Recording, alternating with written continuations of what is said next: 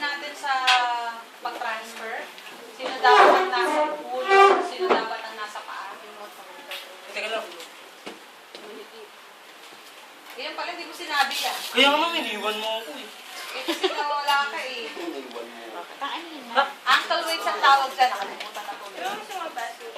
Yan ang ankle weights. Ngayon, pang-exercise talaga, syempre, di ba? Consistent yan eh.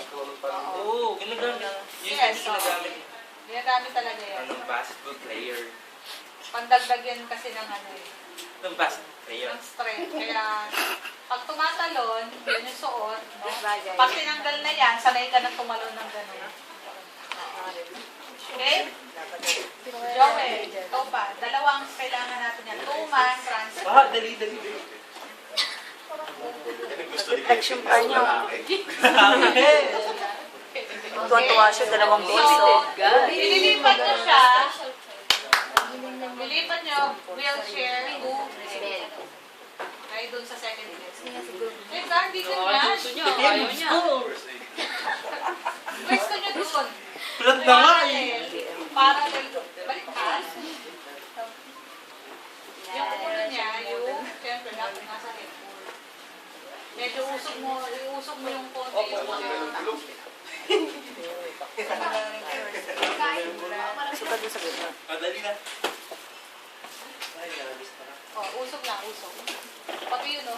Nahirapan ka. Usog mo yung table. Kasi siya ano? Slow. Video kasi. Marn. Bakit? Uy, lilipat nyo lang naman ako. Tatapin ko lang tanggal. Nahingin na namin. Parallel. Parallel to the bed. Lapit mo pa. Then mahirapan kayo yung transfer kung masyadong malayo. Okay? Tapos, sino dapat yung nasa ulo? Yung Malaki. okay, yung malakas. Kasi nandun yung buong weight. Okay? Kung detachable yung mga parts, pwedeng tanggalin. Para medyo hindi kayo mahirapan mag-transfer. Dito mo. Dito mo. Tapos,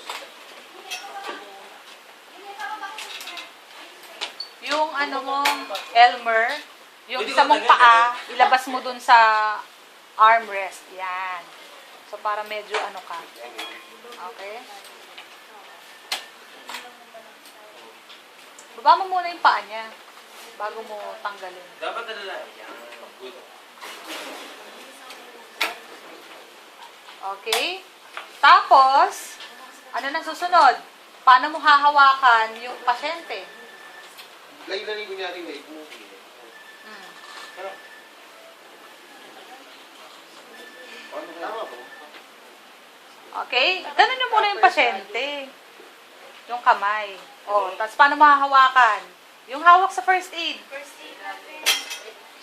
Ilalim, hawakan mo yung kabilang kamay, Sa loob. Hawakan mo yung ano, yan. Okay, yung magkabilang kamay. Hawak mo dito. Yan niya, hindi mo inaabot. Wait ba ako halikad? Ops, teka lang. Wait. Sandali lang, wala muna magbubuhat. Huwag mong gawin yan, hindi ka makakatayo. Naka-squat na, ano, hindi ka nakaupo. Paa mo, nakaganon. Diba? Buka. Matuto kayong bumuka. No? Paa mo, Elmer. Nakaharang sa wheelchair. Ayan, ganyan. Mahirapan ka mamaya dun eh. Nakatwist ka nun. Paa mo, dikit. Kevin. Tapos, hawakan mo siya, medyo nakababa kang, yan, okay lang yan. Dalawang kamay ganun. Huwag yung nandun lang sa may popliteal, nakaganon. Medyo baba mo pa. Yan, okay?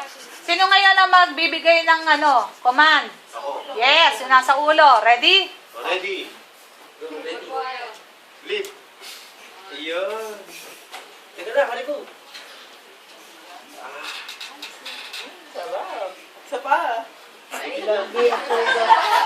Nagdi talaga niya. Okay?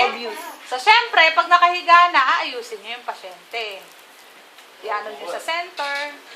Pwede segmental yan, isa-isa. Yan. Okay. Ngayon, ibabalik nyo naman sa wheelchair. Bed to wheelchair, dependent transfer. Depende. O, syempre, ayusin nyo muna. Paupuin nyo ngayon yan. O, saan ang hawak? Huwag hahawakan sa batok. Shoulder, ha?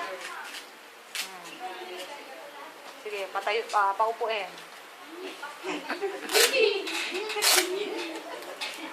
Ang bigat. Okay. Tapos, pwesto. Ikaw, Joel, yung paa. Medyo ilapit nyo ng konti sa edge of the bed. Ako na nga, teka. Para hindi kayo mahirapan. O, pwesto. Elmer. Yung paa mo, Elmer. Kasi, pag buhat nyo na yan at mali ang pwesto nyo, ako. Malalaglag yan. Oh. Count. Ready. Lift. Ate naman tong babae ko. Tapos, syempre, pag nagtatransfer, make sure nakalock ang wheelchair.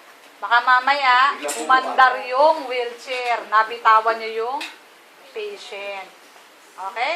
Yun ang dependent two-man transfer. Okay? Eh, paano ngayon kung mag-isa ka lang? Semi-dependent. Sino gustong mag-ano?